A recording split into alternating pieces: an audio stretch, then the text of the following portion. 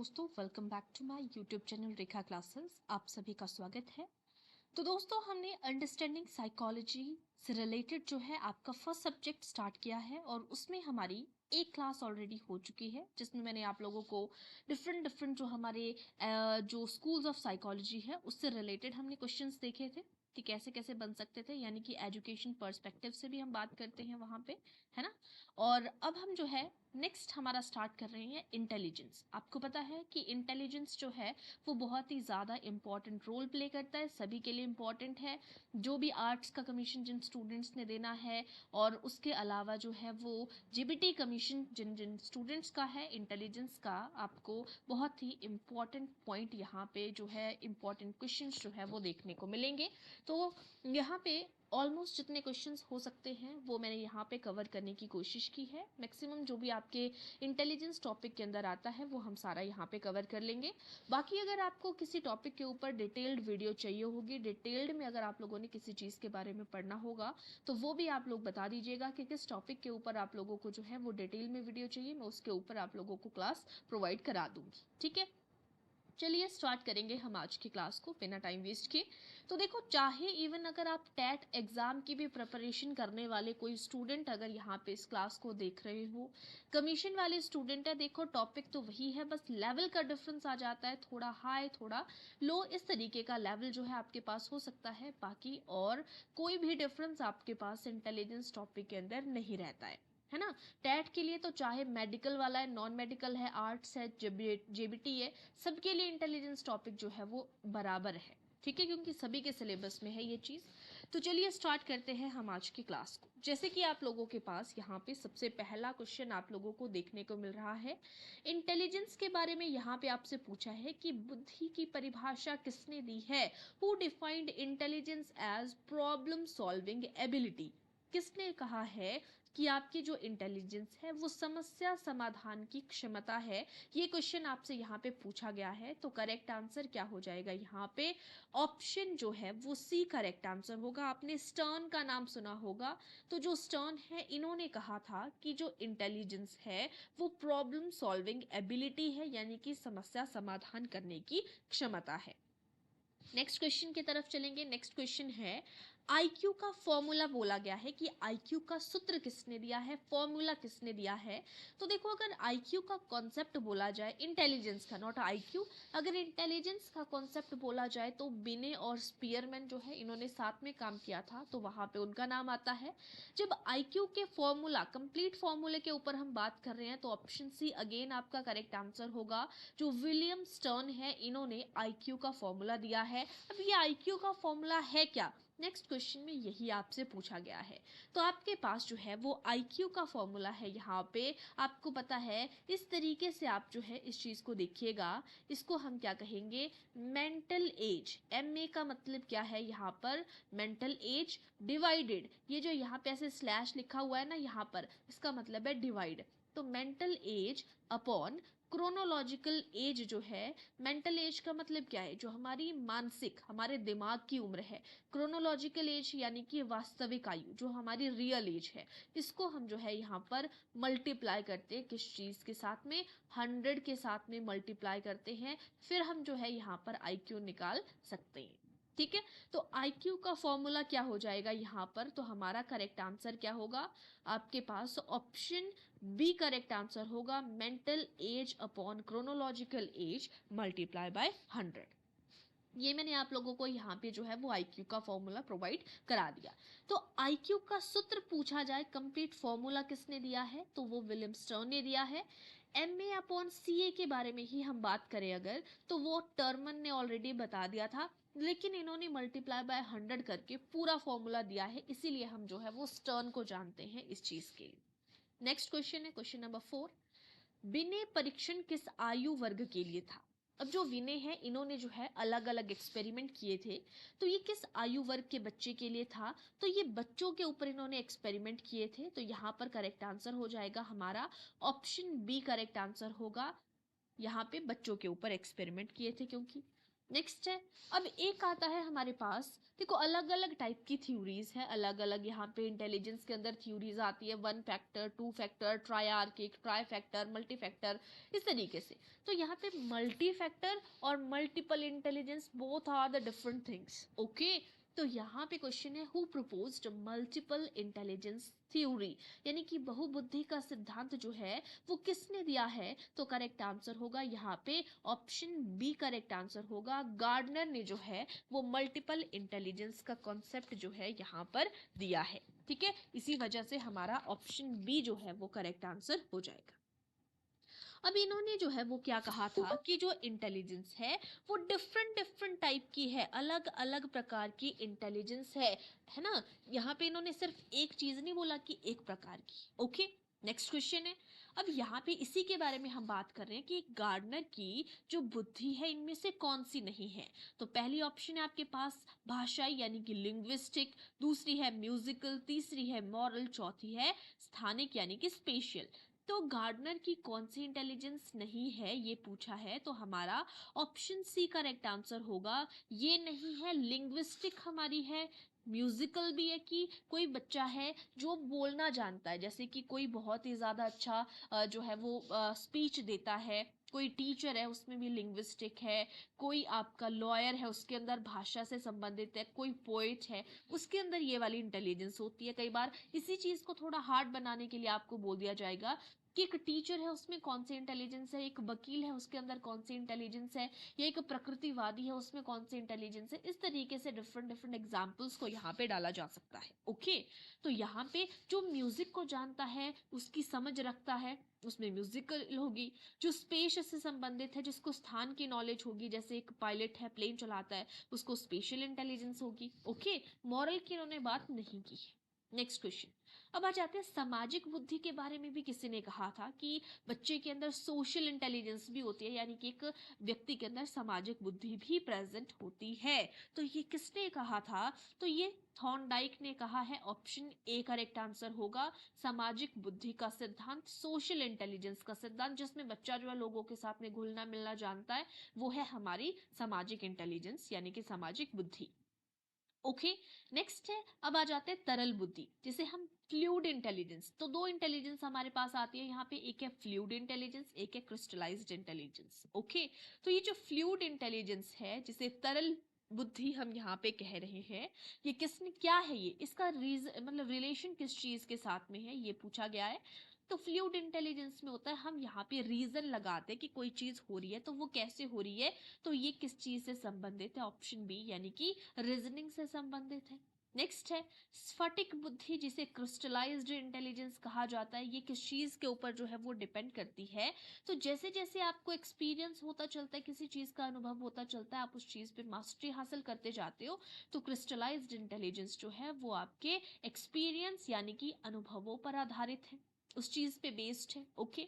जो इंग्लिश वाले स्टूडेंट है, यहाँ पे मैं आप लोगों को जो है इंग्लिश में ऑप्शंस जो है वो बता रही हूँ, कोई हिंदी वाले होते हैं तो उनको भी इस तरीके से बताया जाता है जब आप लोगों के लिए ऑप्शंस जिस तरीके से होती है।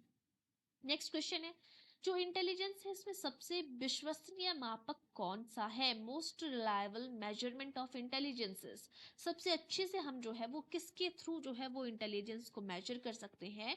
तो इसीलिए तो यहाँ पे जो है इंटेलिजेंस के कुछ टेस्ट दिए थे, तो ऑप्शन सी करेक्ट आंसर होगा। जो इंटेलिजेंस टेस्ट होते हैं उसके थ्रू हम जो है वो इंटेलिजेंस को बहुत अच्छे से मेजर कर सकते हैं। अब देखिए, इसमें एक आता है हमारा, जिसे हम क्या कहेंगे, इंडिविजुअल टेस्ट, एक होता है ग्रुप टेस्ट। इंडिविजुअल होता है जो एक एक व्यक्ति का होता है पर्सनली, जो ग्रुप टेस्ट होता है जो एक पूरे ग्रुप का होता है, ठीक है, यानी कि हाँ ग्रुप टेस्ट इसको बोल रहे हैं। फिर उसके अंदर होते हैं वर्बल और नॉन वर्बल टेस्ट होते हैं, यानी कि जिसके लिए आप लैंग्वेज का यूज कर सकते हो, पेन पेपर का यूज करते हो, वो वर्बल हो गए। जिसके लिए आप सिर्फ साइंस का सिंबल्स का यूज कर रहे हो वो नॉन वर्बल होता है, ठीक है। तो यहाँ पे आपसे बोला है कि ग्रुप इंटेलिजेंस टेस्ट जो है उसका लाभ क्या है, advantage of group intelligence test. तो ग्रुप का मतलब क्या है, जहाँ पे बहुत से बच्चों का हम जो है वो क्या कर सकते हैं, एक साथ में जो है वो ये कर सकते हैं। अब बहुत सारे बच्चों का एक साथ में अगर हम जो है वो इंटेलिजेंस को चेक कर रहे हैं, तो उसमें हमारा समय क्या लगेगा, ज्यादा लगेगा या कम लगेगा? उसमें हमारा समय कम लगता है, ओके। तो ये इसी वजह से इसका ये लाभ है। नेक्स्ट है व्यक्तिगत बुद्धि परीक्षण का एग्जाम्पल। अब इनमें से 4 है आपके पास है, इनमें से जो है वो व्यक्तिगत यानी कि इंडिविजुअल इंटेलिजेंस का आपके पास एग्जाम्पल पूछा है, यानी कि सिंगल सिंगल की हम यहाँ पे बात कर रहे हैं। तो आर्मी अल्फा है, आर्मी बीटा है, स्टैनफोर्ड बिने है, समूह परीक्षण है। इसमें से इंडिविजुअल इंटेलिजेंस कौन सा है जिसमें एक व्यक्ति का, अकेले व्यक्ति का लिया जाए? तो स्टैनफोर्ड बिने जो है आपका यहाँ पर अकेले लिया जाता है, ठीक है। और यहाँ पे आर्मी अल्फा आर्मी बीटा जो है ये कैसे टेस्ट है हमारे पास? ये ग्रुप टेस्ट है, ये आप लोगों को यहाँ पे पता होना चाहिए, यानी कि ये कंप्लीट समूह का जो है वो टेस्ट यहाँ पर लिया जाता है, ठीक है। तो ये ग्रुप टेस्ट है, स्टैनफोर्ड भी ने यहाँ पे इंडिविजुअल टेस्ट है, समूह परीक्षण तो ऑटोमेटिकली पता चल रहा है। अब बुद्धि परीक्षण का उद्देश्य क्या है, क्यों हम जो है वो इंटेलिजेंस टेस्ट जो है वो ले रहे होते हैं?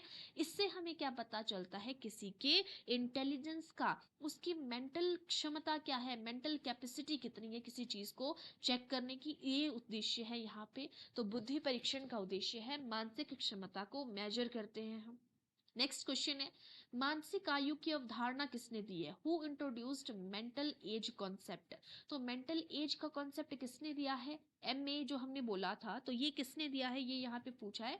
तो बिने ने जो है वो मेंटल एज का कॉन्सेप्ट यहाँ पर दिया है, ऑप्शन बी करेक्ट आंसर होगा।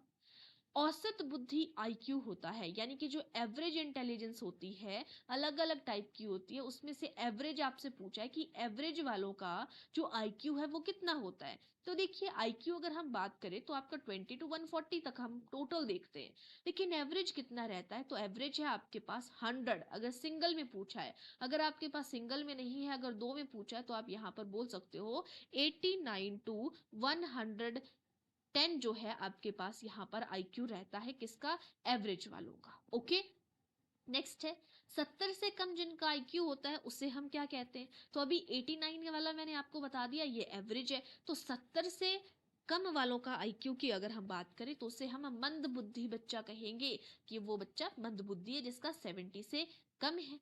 नेक्स्ट है 130 से ज्यादा जिसका है, 120 से या 130 से, इस तरीके से क्वेश्चन पूछा जाता है। तो 120 या 130 से जिसका 130 से ऊपर IQ है उसे क्या कहेंगे? गिफ्टेड बच्चा कहेंगे, यानी कि प्रतिभाशाली बच्चा कहा जाएगा, ऑप्शन सी।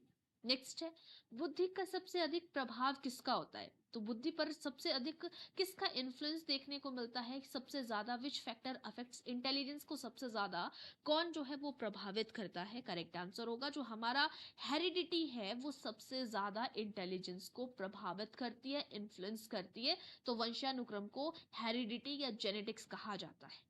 नेक्स्ट क्वेश्चन है बुद्धि विकास अधिकतम होता है, maximum development of intelligence occurs in? तो मैक्सिमम डेवलपमेंट ऑफ इंटेलिजेंस किस में होती है? बुद्धि का विकास सबसे ज्यादा जो है वो किस एज पे होता है? बच्चा सबसे ज्यादा इंटेलिजेंट या सबसे ज्यादा चीजों को किस एज में सीखता है? करेक्ट आंसर होगा ऑप्शन सी, किशोरावस्था में बुद्धि का विकास, बच्चा अच्छे तरीके से जो है वो चीजों के साथ में डील करना सीख जाता है। तो ऑप्शन सी करेक्ट आंसर होगा। नेक्स्ट है बुद्धि और सीखने का संबंध जो है, क्या संबंध है, रिलेशन है कोई इंटेलिजेंस और लर्निंग में?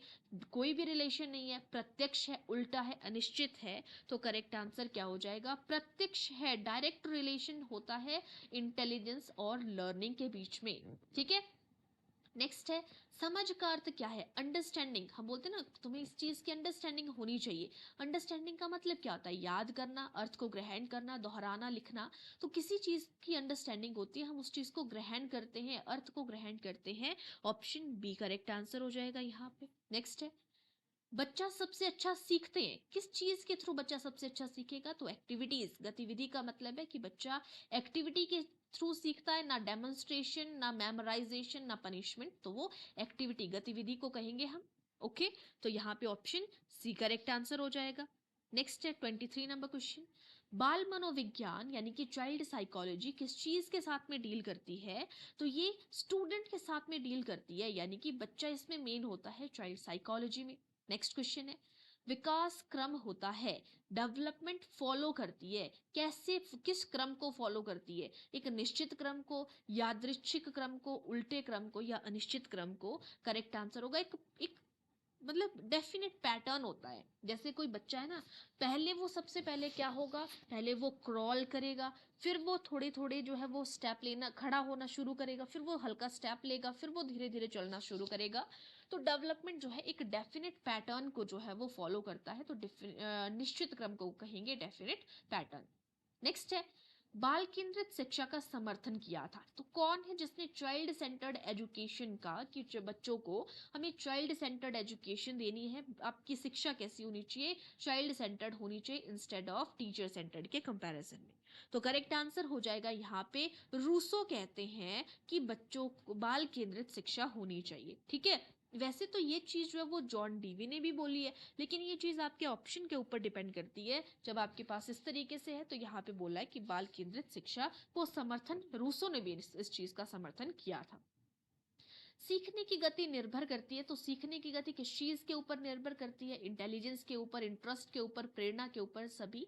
तो इन सभी चीज के ऊपर जो है बच्चे का इंटरेस्ट है कि नहीं, बच्चे के क्षमता है कि नहीं, बच्चा इंटेलिजेंट है कि नहीं, बच्चे को मोटिवेशन है कि नहीं, इन सारी चीजों के ऊपर जो है आपकी सीखने की गति निर्भर करती है। अगर ये चीजें अच्छी है तो आप जल्दी से भी सीख सकते हैं। नेक्स्ट क्वेश्चन है, बुद्धि परीक्षण में पक्षपात हो सकता है किस चीज का, बायस इन इंटेलिजेंस टेस्ट में बी ड्यू टू, तो किस वजह से जो है वो पक्षपात हो सकता है।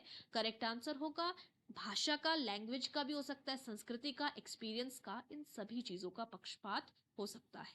नेक्स्ट है, जो इंटेलिजेंस है वो स्थिर होती है या परिवर्तनशील होती है, तो कैसी होती है, दोनों हो सकती है। आपकी इंटेलिजेंस स्थिर भी हो सकती है और परिवर्तनशील भी हो सकती है। ठीक है जी, नेक्स्ट क्वेश्चन की तरफ चलेंगे। 29, आईक्यू का यूज किया जाता है कहां पर, कक्षा निर्धारण के लिए, मार्गदर्शन के लिए, पहचान के लिए। जी हाँ, इन सभी के लिए हम आईक्यू का एक आपको ये भी पता होना चाहिए कि आईक्यू की फुल फॉर्म क्या है। तो इन आई से बनेगा इंटेलिजेंट और क्यू से बनेगा क्वोशिएंट। ठीक है, तो इंटेलिजेंट क्वोशिएंट जो है ये आईक्यू की फुल फॉर्म होती है। नेक्स्ट है, अब आईक्यू तो है, एक हमारे पास ईक्यू, जिसे हम क्या कहेंगे, भावनात्मक बुद्धि, यानी कि जिसे इंटेलिजेंस क्वोशिएंट कहा जाता है। ठीक है, तो इंटेलिजेंस क्वोशिएंट का संबंध किस चीज से है, आईक्यू का संबंध जो है वो तर्क से है ना। तो उसी तरीके से हमारे पास यहाँ पे ईक्यू है, तो ईक्यू का संबंध किससे है, ईक्यू हुआ इमोशनल, तो इसका संबंध है भावना प्रबंधन से, कि आप इमोशंस को कैसे जो है वो प्रबंध कर पा रहे हो, इमोशंस के साथ कैसे हैंडल कर पा रहे हो। ईक्यू की अवधारणा किसने दी है, अब हमने बोला था कि आईक्यू की अवधारणा किसने दी है, बिने ने दी है। तो यहाँ पे ईक्यू इंटेलिजेंट क्वोशिएंट की अवधारणा किसने दी है, तो करेक्ट आंसर होगा ऑप्शन बी, यानी कि गोलमैन ने दी है। ऑप्शन बी करेक्ट आंसर होगा। गार्डनर का मैंने आपको बता दिया, मल्टीपल इंटेलिजेंस दिया है। प्याजे का आपको पता है, इन्होंने कॉग्निटिव डेवलपमेंट का सिद्धांत दिया था। कोहलर ने जो है वो मॉरल डेवलपमेंट का दिया था। ओके, नेक्स्ट है, प्रतिभाशाली बच्चों की पहचान होती है, जो बच्चा, ये बच्चा जो है वो प्रतिभाशाली है, कैसे हम उसकी पहचान करेंगे, आईक्यू के थ्रू, उसकी रचनात्मकता यानी कि क्रिएटिविटी के थ्रू, कि वो कितना क्रिएटिव है, उपलब्धि के थ्रू, कि उसकी क्या उपलब्धि है, उसकी क्या अचीवमेंट है। तो इन सभी के थ्रू हम बच्चे की प्रतिभाशालीता को चेक कर सकते हैं। ओके, नेक्स्ट है, मंदबुद्धि बच्चों को चाहिए, तो मेंटली रिटार्डेड जो बच्चे होते हैं उनको किस चीज की जरूरत होती है, पनिश करने की, स्पेशल क्लासेस की, उनको उपेक्षा की जाए, उनकी मतलब एक तरीके से इंसल्ट कर रहे हैं हम, या अलगाव, या उनको अलग करें। तो इसके लिए किस चीज की जरूरत होती है, जो मंदबुद्धि बच्चा है उनको एक स्पेशल अटेंशन की, स्पेशल शिक्षा की जरूरत होती है, विशेष शिक्षा करेक्ट आंसर हो जाएगा। नेक्स्ट है, बुद्धि परीक्षण में विश्वसनीयता का अर्थ क्या है, रिलायबिलिटी का मतलब क्या है। तो बुद्धि परीक्षण यानी कि जो हम इंटेलिजेंस के टेस्ट करते हैं उसमें रिलायबिलिटी का मतलब है आपके पास कि हमारे जो रिजल्ट है, रिलायबिलिटी होनी चाहिए, वो स्थिर होनी चाहिए। ऐसा नहीं है कि आप अभी जो है वो टेस्ट कर रहे हो, अभी कुछ रिजल्ट आ रहा है, थोड़ी देर बाद कर रहे हो, उसके बाद कुछ और आ रहा है। तो इंटेलिजेंस परीक्षण में हमारी विश्वसनीयता यानी कि रिलायबिलिटी का मतलब है कि हमारे जो ये है उसमें ऑब्जेक्टिविटी होनी चाहिए, स्थिर परिणाम होने चाहिए। वैलिडिटी का मतलब क्या है, वैलिडिटी का मतलब होना चाहिए कि वो वैलिड हो, जब भी आप उस चीज को कर रहे हो, यानी कि सटीक मापन हो रहा है उनका, एग्जैक्ट मेजरमेंट हो रही है, जैसा हो रहा है वैसा ही चेक किया जा रहा है। नेक्स्ट है, बुद्धि परीक्षण का सबसे पहला प्रयोग किसने किया है? फर्स्ट इंटेलिजेंस टेस्ट जो है वो किसने किया था?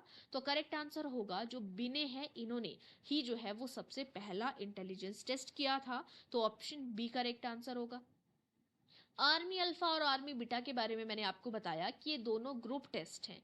तो आर्मी अल्फा टेस्ट जो है वो वर्बल है या नॉन वर्बल है? मौखिक होता है वर्बल, अशाब्दिक हुआ नॉन वर्बल, व्यक्तिगत हुआ इंडिविजुअल, है ना, और प्रदर्शन हुआ आपका प्रोजेक्टिव। ठीक है, तो यहाँ पे आर्मी अल्फा टेस्ट जो है वो कैसा है? तो ये एक वर्बल टेस्ट है। ठीक है, यानी कि पढ़े लिखे जो ग्रुप है उसके लिए जो है आर्मी अल्फा करवाया गया था, जबकि आर्मी बीटा जो है वो नॉन वर्बल टेस्ट है। और है दोनों ग्रुप टेस्ट, आते हैं पेपर में, आपको पता होना चाहिए।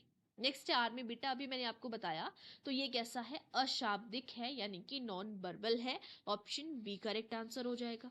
नेक्स्ट है 39 क्वेश्चन, बुद्धि परीक्षण में समय सीमा होती है क्या कोई, कि इस समय सीमा के अंदर जो है ये टेस्ट होना चाहिए? तो हमेशा जो है वो समय सीमा होती है। Time limit in intelligence test is always. ठीक है, तो ऑप्शन सी करेक्ट आंसर हो जाएगा। नेक्स्ट है, बुद्धि परीक्षण से क्या मापा जाता है? ज्ञान, क्षमता, व्यक्तित्व, भावना। तो इंटेलिजेंस से आपकी ज्ञान मापा जाता है कि आपको किसी चीज का ज्ञान है, आपके अंदर कितनी कैपेसिटी है, ये पूछा है कि क्या मापा जाता है। तो आपके अंदर हमने क्या कर पढ़ा था ऊपर, जो हमने बोला था कि स्टर्न ने एक डेफिनेशन दी है कि आपके अंदर किसी चीज को सीखने की कितनी क्षमता है। यानी कि आपका ऑप्शन बी, आपकी कैपेबिलिटी को मापा जाता है, आपके अंदर किसी चीज को करने की कितनी कैपेसिटी है, कितनी क्षमता है। ठीक है, तो बुद्धि परीक्षण से मापा जाता है आपकी कैपेसिटी यानी कि क्षमता। ऑप्शन बी करेक्ट आंसर होगा। सीखने की अक्षमता वाला बच्चा होता है, a child with learning disability has. एक बच्चा है जिसमें सीखने की अक्षमता है, वो सीख नहीं सकता है, उसमें सक्षम नहीं है, अक्षम है। तो उसमें क्या होगा? आईक्यू कम होगा, उसमें सामान्य आईक्यू होगा, उच्च आईक्यू होगा, यानी कि इंटेलिजेंट क्वेश्चन उसका ज्यादा होगा। तो सीखने में अक्षम है वो, डिसेबल है वो, तो उसका आईक्यू क्या होगा? थोड़ा कम होगा ना नॉर्मल के कंपैरिजन में, या सामान्य होगा। तो सीखने की अक्षमता वाला बच्चा जो है वो होता है, उसका सम मतलब ज्यादा नहीं है, कम भी नहीं हम बोल सकते, अक्षम है, लर्निंग डिसेबिलिटी है, नॉर्मल सा आईक्यू बट उसका हो सकता है। ऑप्शन बी करेक्ट आंसर हो जाएगा। नेक्स्ट है, बुद्धि का संबंध किससे नहीं है? समस्या को समाधान करने से, तर्क से, शारीरिक बल से, अनुकूलन से। करेक्ट आंसर होगा शारीरिक बल से। इंटेलिजेंस का कोई लेना देना नहीं है। आप किसी प्रॉब्लम को सॉल्व कर पा रहे हो वो आपकी इंटेलिजेंस है, आप रीजनिंग लगा रहे हो, आप एडजस्ट करना सीख पा रहे हो अच्छे से, तो वो होगा। बालकों की व्यक्तिगत विभिन्नता यानी कि इंडिविजुअल डिफरेंसेस का मेन कॉज क्या है? कि किस आधार पर बच्चों के अंदर जो है वो इंडिविजुअल डिफरेंसेस का मेन कारण क्या है? तो करेक्ट आंसर यहाँ पर क्या होगा? इंटेलिजेंस जो है वो मेन कारक है इंडिविजुअल डिफरेंसेस का। नेक्स्ट है, शिक्षक को बुद्धि के आधार पर क्या करना चाहिए? टीचर को क्या करना चाहिए? तुलना करनी चाहिए, भेदभाव करनी चाहिए, व्यक्तिगत शिक्षण देना चाहिए, पर्सनली मतलब एक एक को, या उपेक्षा करनी चाहिए? तो यहाँ पे बुद्धि के आधार पर उसको क्या करना चाहिए? उसे व्यक्तिगत शिक्षण देना चाहिए, पर्सनली उनको टीच कराना चाहिए जो बच्चे थोड़े कम हैं। बुद्धि परीक्षण में सबसे कठिन क्या है? Most difficult aspect of intelligence testing में सबसे टफ चीज क्या है ये बोला जा रहा है। तो व्याख्या जो है वो सबसे टफ है आपके पास इंटेलिजेंस को जब आप टेस्ट कर रहे हो। ठीक है, प्रश्न को बनाना इजी है, स्कोरिंग भी है, समय भी इजी है, लेकिन व्याख्या करना उस चीज की वो सबसे टफ है।